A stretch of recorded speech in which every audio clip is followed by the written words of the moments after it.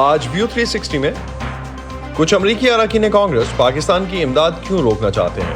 کیا امریکی وزیر خارجہ کو ان اراکین کانگریس کا خط پاکستان کے لیے امریکی پالیسی اور فیصلوں پر اثر انداز ہو سکتا ہے؟ جانیں گے آج کے شو میں۔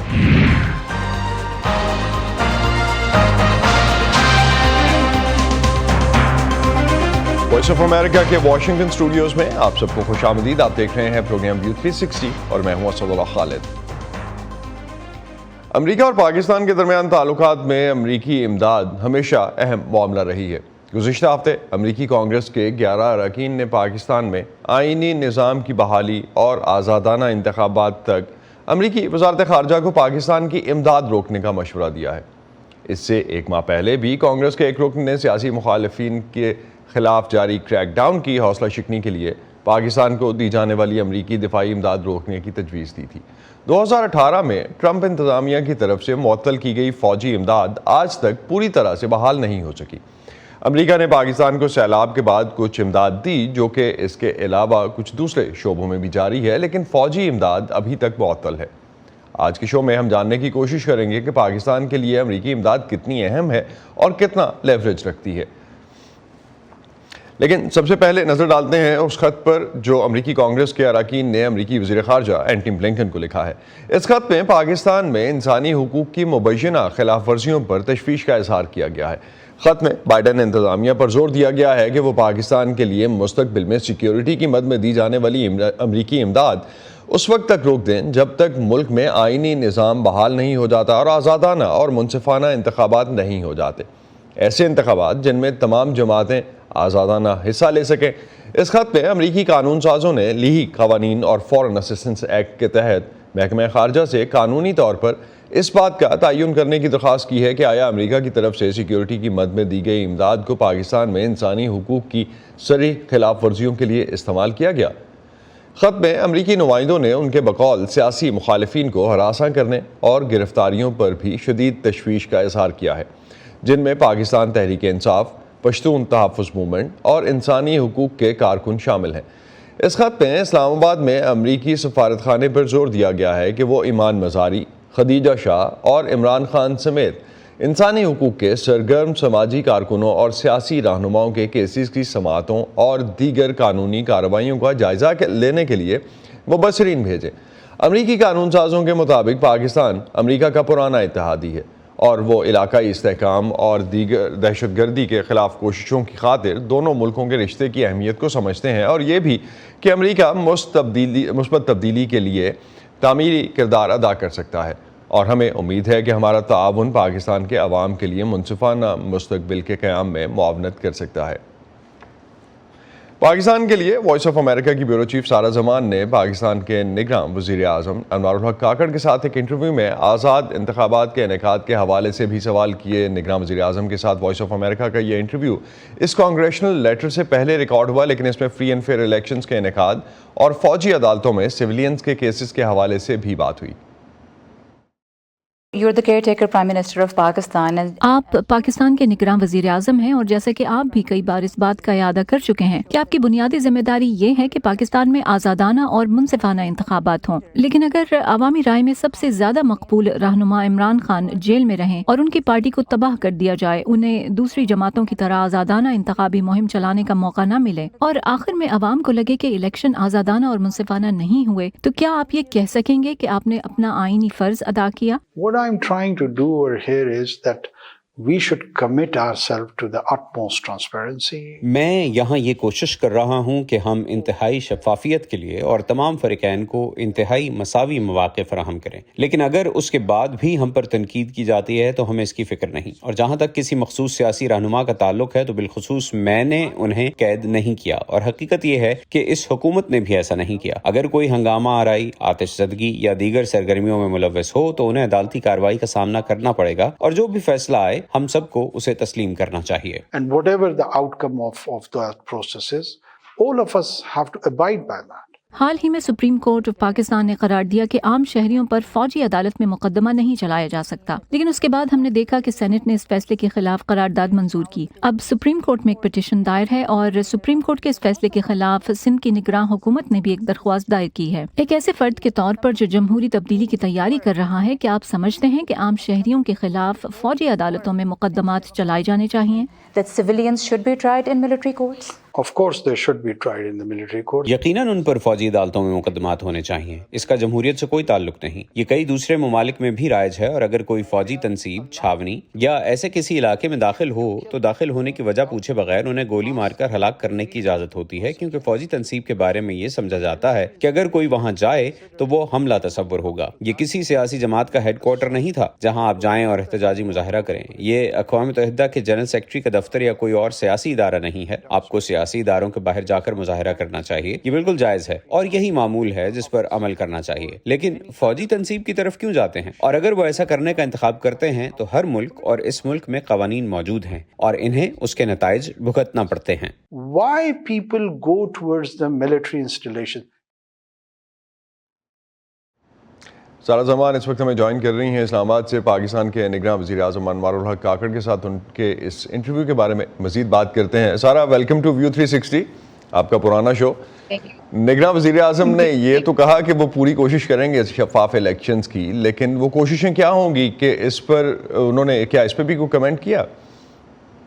دیکھیں، اس کو تو انہوں نے اس طرح سے سمرائز کیا کہ وہ آزادانہ اور شفاف انتخابات کے لیے جو اپنی کوششیں ہیں وہ بس کرنا چاہتے ہیں، اور اس کے بارے میں وہ یہ چاہتے ہیں کہ انہیں خود یہ اطمینان ہو، اور وہ جو مندوبین ہیں، خواہ وہ پاکستان کے اندر سے تعلق رکھتے ہوں یا پاکستان سے باہر سے آئیں وہ الیکشن کو آبزرو کرنے کے لیے، تو وزیر اعظم نے یہ کہا کہ ان کی کوشش یہ ہوگی کہ وہ ان مندوبین کو مطمئن کر سکیں۔ اس کے علاوہ ان کا یہ کہنا تھا کہ اگر کوئی سیاسی جماعت نہیں سیٹسفائی ہوتی تو اس سے ان کو کوئی فرق نہیں پڑتا، اور میں نے ان سے یہ بھی پوچھا کہ اگر انتخابات کے نتیجے میں جو سیاسی استحکام جس کی پاکستان کو ضرورت ہے، اگر وہ سیاسی استحکام ہی نہیں آتا اور عوام کی نظر میں ہی اس انتخاب پہ بہت بڑا سوالیہ نشان کھڑا ہو جاتا ہے، تو پھر آپ کیا کہیں گے؟ تو ان کا یہ کہنا تھا کہ ان کی اس وقت صرف پرائیورٹی یہ ہے کہ جو بھی اگلی حکومت ہے وہ آئے اس الیکشن کے نتیجے میں، اور پھر وہی ان معاملات کو دیکھے۔ تو جب میں نے ان سے پوچھا کہ یعنی یہ کسی اور کا درد سر بن جائے گا، تو انہوں نے کہا ہاں، یہ ہماری ذمہ داری نہیں رہے گی۔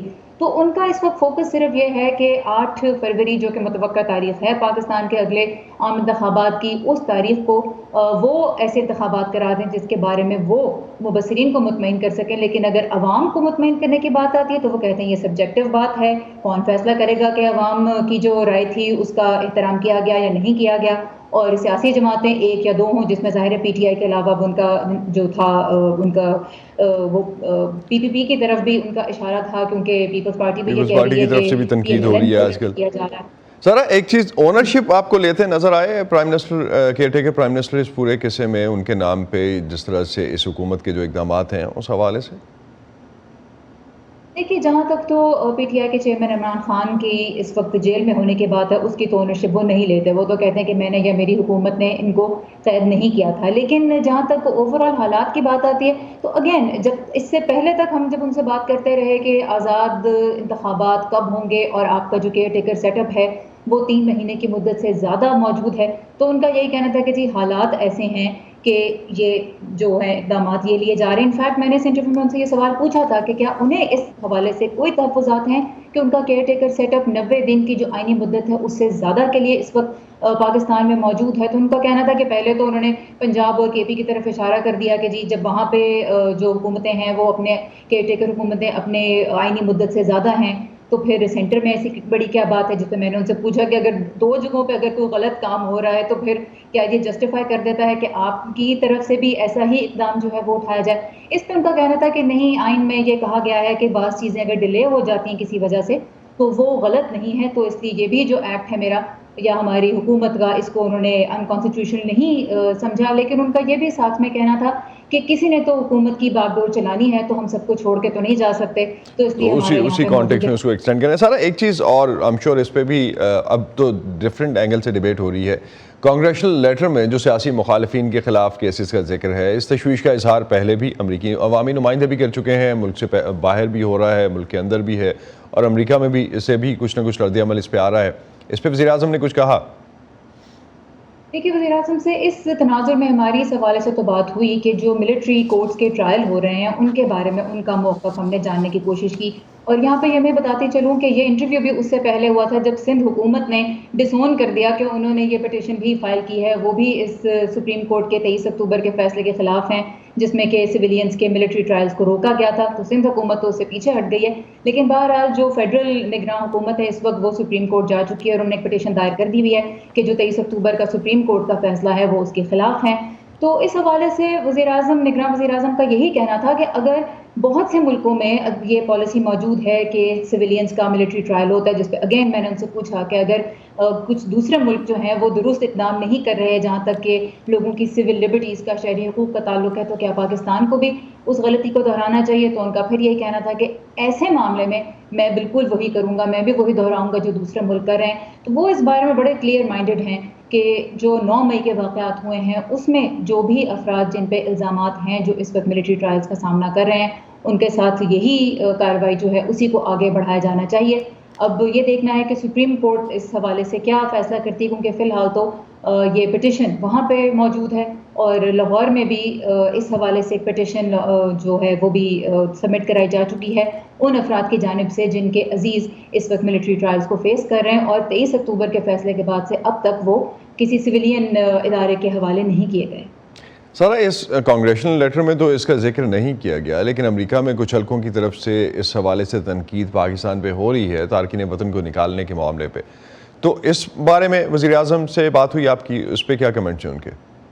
जी बिल्कुल, वज़ीर आज़म से मैंने ये पूछा कि क्या ये जो तारकीन वतन है, ख़ास तौर पे सबसे बड़ा ग्रुप अफ़गान तारकीन वतन का ही है, उन्हीं पे सबसे ज़्यादा इसका असर हो रहा है। और पाकिस्तान ने जब ये फ्रेम किया अपना आर्ग्यूमेंट तो कहा भी कि जी सिक्योरिटी ख़दशात हैं और 24 में से 14 जो हालिया सुसाइड अटैक्स हुए हैं उनमें भी ये लोग अफ़गानिस्तान से ताल्लुक़ रखने वाले अफराद मुलव्वस थे। तो मैंने उनसे ये पूछा कि क्या इनको वतन इनके वापस भेज देने से क्या पाकिस्तान मज़ीद महफूज हो जाएगा? तो उनका कहना था कि ये काउंटर टेररिज्म टैक्टिक नहीं है, बल्कि वो ये चाहते हैं कि तालिबान की जो अफ़गानिस्तान में हुकूमत है उसके साथ पाकिस्तान की जो बॉर्डर मूवमेंट है उसको रेगुलेट किया जा सके। तो वो इसको इस तनाजुर में प्रेजेंट कर रहे हैं। और बहरहाल अनवर काकड़ की अपनी हुकूमत का और दीगर जो भी हुकूमत के तर्जुमान हैं उनका यही कहना है कि पाकिस्तान अपने जो लॉज हैं उनको सिर्फ इम्प्लीमेंट करने की कोशिश कर रहा है और ये भी कि दुनिया का कोई और मुल्क अगर किसी को लीगली नहीं रहने देता अपने यहाँ तो पाकिस्तान क्यों रहने दे। लेकिन पाकिस्तान की जो इस वक्त फ्रस्ट्रेशन और मायूसी है काबुल की हुकूमत के साथ वो भी बहुत वाज़ेह है। बहुत शुक्रिया सारा ज़मान आपका, और सर्टनली हम आपको ऑनवर्ड्स भी ज़हमत देंगे, ख़ास तौर पे इलेक्शन आने वाले हैं तो उस हवाले से खबरें तो आती रहेंगी पाकिस्तान से। बहुत शुक्रिया आपका, थैंक यू। गुज़िश्ता हफ्ते वॉइस ऑफ अमेरिका के अली फुरकान ने पाकिस्तान के सदर आरिफ अलवी से भी बात की और इंतखाबात से मुतालिक उनका मौक़िफ़ भी जानने की कोशिश की। क्या निगरान हुकूमत ने लेवल प्लेइंग फील्ड और पीटीआई के तहफ़्फ़ुज़ात के बारे में आपके ख़त का जवाब दिया? मेरा ख्याल से उन्होंने एश्योरेंस दी है, पब्लिकली एश्योरेंस दी है ना कि लेवल प्लेइंग फील्ड होगी। And I think that's very important कि प्राइम मिनिस्टर साहब इस बात का जिक्र करें कि लेवल प्लेइंग फील्ड होनी चाहिए। दुनिया भी यही देख रही है, हम भी यही चाहते हैं, सारे पाकिस्तानी भी यही चाहते हैं। तो दो इदारों की बड़ी जिम्मेदारी है इस माना करके, इलेक्शन कमीशन ऑफ पाकिस्तान और प्राइम मिनिस्टर। तो प्राइम मिनिस्टर की जो बातें हैं उस पर मैं और पूरी कौम भी भरोसा करती है कि इसका एहतमाम किया जाएगा। पाकिस्तान की सियासत में एक बार फिर किंग्स पार्टी की बातें हो रही हैं। क्या आपको लगता है कि कोई एक जमात इस वक्त फेवरेट है? मैं इस अपने आप को कंट्रोवर्शियल नहीं बनाना चाहता इन चीज़ों पर बहस करने में। हमारा मीडिया काफ़ी आज़ाद है ना, जो आप अखबारों से और मीडिया से राय बना सकते हैं तो राय बनाते रहें। तो मैं ख़ुद इस बात का कोई इजहार नहीं करूँगा क्योंकि फिर वो सदर का जो ओहदा है वो कंट्रोवर्शियल बन जाता है कि जी आपने ये इंटरप्रिटेशन लिया। तो आप किस तरह यकीनी बनाएंगे कि ये इंतखाबात शफाफ हों? देखिए, ये नॉन एग्जीक्यूटिव पोजीशन है, मेरा सिर्फ मॉरल कैफियत है और मॉरल कैफियत की मैं अक्कासी करता रहता हूँ। जैसे आपके ज़रिए कर रहा हूँ वैसे ही मैंने एक ख़त जो लिखा था वज़ीर आज़म को उसके ज़रिए भी मॉरल पोजीशन अपनी कह दी और कर दी। Constitutionally this is a symbolic position. तो आप ने पहले भी ख़त लिखा इलेक्शन की तारीख के हवाले से? देखिए, मेरे मुल्क में ये हर मुल्क के अंदर ये मामला चलते रहते हैं जिसके अंदर प्रॉम्प्टिंग होती है, इंस्टीट्यूशंस रिस्पॉन्ड करते हैं, फिर प्रॉम्प्टिंग होती है। तो इस ऑफिस की जो प्रॉम्प्टिंग है वो अहमियत रखती है ना, तो वो हम प्रॉम्प्ट करते रहे। इमरान खान ऐसे लग रहा है कि इंतखाबात में हिस्सा नहीं ले सकेंगे। ये मैं समझता हूँ अदालतों के ऊपर है। I will not conjecture into that, अदालतों के ऊपर है। इंशाल्लाह इंसाफ होगा। पाकिस्तान इंसाफ की बुनियाद पर बना है और इंसाफ ही की बुनियाद पर कायम रहेगा। अगर हम इंसाफ से हटेंगे तो फिर पाकिस्तान के अंदर थ्रेट्स बढ़ जाती हैं। इंसानों का निज़ाम वहदानियत के ऊपर, यूनिटी के ऊपर, इंसाफ के ऊपर और हमदर्दी पर चलता है।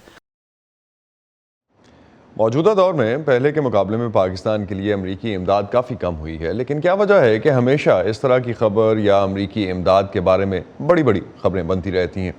इस पर बात करते हैं आलमी उमूर के माहिर मोहम्मद अली से, जो इस वक्त हमें इस्लामाबाद से ज्वाइन कर रहे हैं। अली, बहुत शुक्रिया आपका।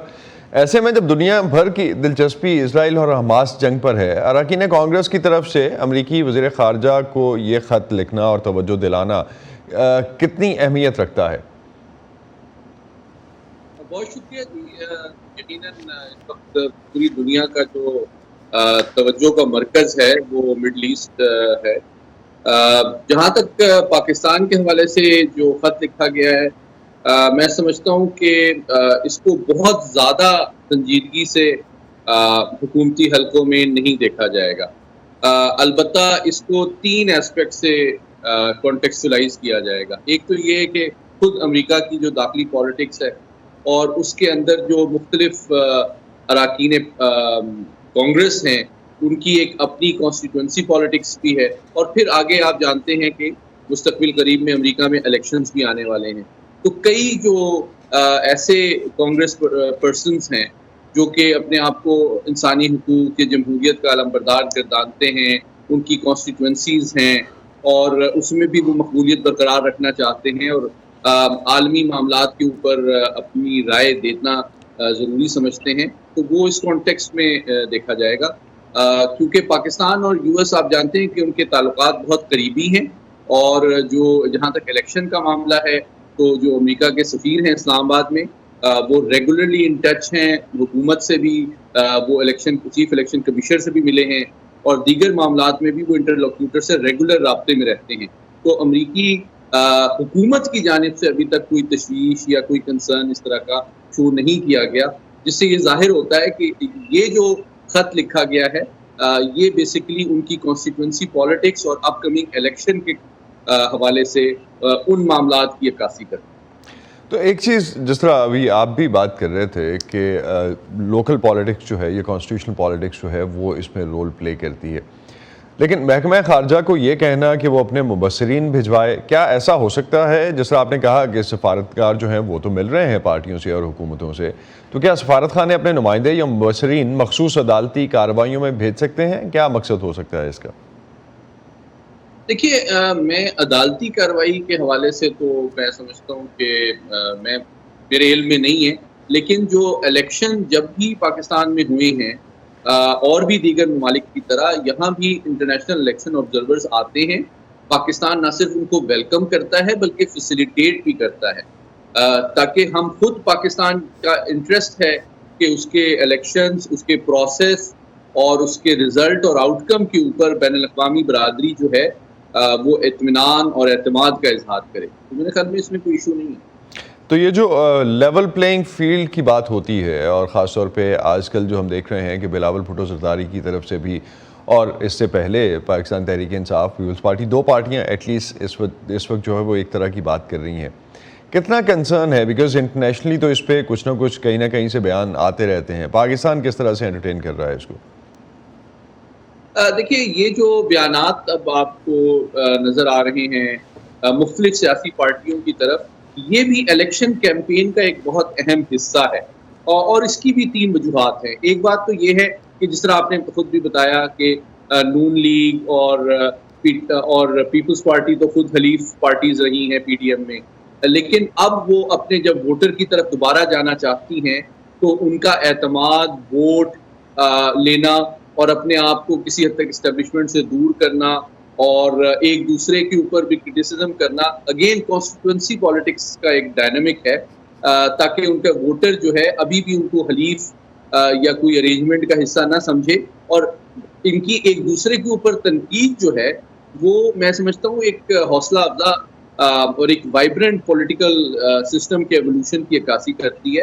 اور آئی تھنک اس کو پازیٹیولی بھی دیکھنا چاہیے اور اس کے ذریعے سے وہ اپنے ووٹر کی اعتماد بھی حاصل کرنا چاہتے ہیں کہ جناب ہم کسی کے لیے ہمدردی نہیں رکھتے اور basically all bets are on the table. اور اس کا بلکہ تعلق future outcome of election سے بھی ہوگا کہ جو بھی نتائج سامنے آتے ہیں اس کی بیسس پہ جو بھی کولیشن یا الائنس بنتا ہے اس میں I think all possibilities are on the table. تو واپس پاکستان امریکہ کے تعلقات پہ آتے ہیں. چند برسوں میں اگر ہم پچھلے کچھ دیکھتے ہیں تو امریکہ کے تعلقات میں گرم جوشی جو تھی وہ کم ہوئی اس سے پہلے, اب اور امداد بھی ہم نے کم ہوتے ہوئے دیکھی پوسٹ پریزیڈنٹ ٹرمپ. اب کچھ بہتری بھی آنا شروع ہوئی ہے لیکن امریکہ کی پاکستان میں دلچسپی کچھ زیادہ ہے نہیں اس وقت. تو امریکہ کے پاس لیوریج رہ کیا جاتا ہے کسی بھی معاملے میں پاکستان کے ساتھ ڈیل کرنے کے لیے؟ بہت اہم سوال کیا آپ نے. دیکھیں مختصراً پاک امریکہ تعلقات کو آپ 4 ڈائمنشن اور ڈومینز میں دیکھتے ہیں: سیکیورٹی, اکانومی, فورن پالیسی اور اس کے ساتھ ہماری جو ڈائسپورا ہے. تو میں سمجھتا ہوں کہ یہ بات ایک حقیقت ہے کہ جس طرح ہم فرنٹ لائن الائے تھے وار آن ٹیرر میں, وہ گرم جوشی اس وقت نہیں ہے, یہ ایک حقیقت ہے. لیکن افغانستان کے جو موجودہ حالات ہیں اس کی بیسس پہ میں سمجھتا ہوں کہ دوبارہ سے دونوں تعلقات میں کچھ قربت آئی ہے کیونکہ there are some common concerns regarding terrorism, جس کو میں سمجھتا ہوں دونوں ممالک کی ملٹری جو قیادت ہے وہ اس پہ ریگولرلی کنسلٹ کر رہی ہے. لیکن ایک اور پہلو جو زیادہ میرے خیال میں پاپولر نہیں ہے لیکن بہت اہم ہے دونوں ممالک کی ریلیشن شپ میں, وہ اکانومی کا ہے. دیکھیں امریکہ پاکستان کی سب سے بڑی تجارتی منڈی ہے, سب سے زیادہ ہم ایکسپورٹ ریونیو جو ہے وہ امریکہ سے حاصل کرتے ہیں. تو میں سمجھتا ہوں کہ وہ والا اسپیکٹ اور پھر ہمارے ڈائسپورا کی ریمیٹنسز کو ملا کے امریکہ معاشی اعتبار سے ہمارے لیے بہت اہم کنٹری ہے. تو امداد کا ملنا نہ ملنا امپورٹنٹ ہے, لیکن میں سمجھتا ہوں جو گریجول اور بتدریج آپ انکریز دیکھ رہے ہیں پاکستان کی ایکسپورٹس ٹو امریکہ, وہ پاکستان کی اکانومی کے لیے ایک پازیٹیو ایسپیکٹ ہے. اس کے علاوہ امریکہ کا جو اثر ہے اثر و رسوخ IMF میں اور فیٹف کے ریویو میں, اس کو بھی ہم ایک پازیٹیو ریلیشن شپ کے طور پہ دیکھتے ہیں. اور آئی تھنک دس از آپ سمجھتے ہیں کہ امریکہ کے پاس ابھی بھی لیوریج ہے. یہ امداد جو اسسٹنس کی ہمیشہ علی بات ہو رہی ہوتی ہے, یہ نمبر ہے کتنا بڑا؟ بیکاز اگر ہم آفیشیل نمبرز دیکھتے ہیں تو وہ تو 200 ملین کا نمبر کو بہت بڑا نمبر تو نہیں ہے پاکستان جیسی اکانومی کے لیے. جی بالکل ایسے ہی ہے. اور آپ نے ایگزیکٹلی میں نے جو پیچھے بات کی ہے وہ بنیادی طور پہ یہی ثابت کرنے کی کوشش کی ہے کہ پاکستان کے معاشی مفادات کے لیے امریکہ بہت اہم ہے 4 اعتبار سے. ہماری سب سے بڑی ایکسپورٹ کی منڈی ہے, $12 بلین سے زیادہ کا بائیلیٹرل ٹریڈ ہے. اور پھر آپ دیکھیں ریمیٹنسز بھی آتی ہیں وہاں کے ہمارے ڈائسپورا سے.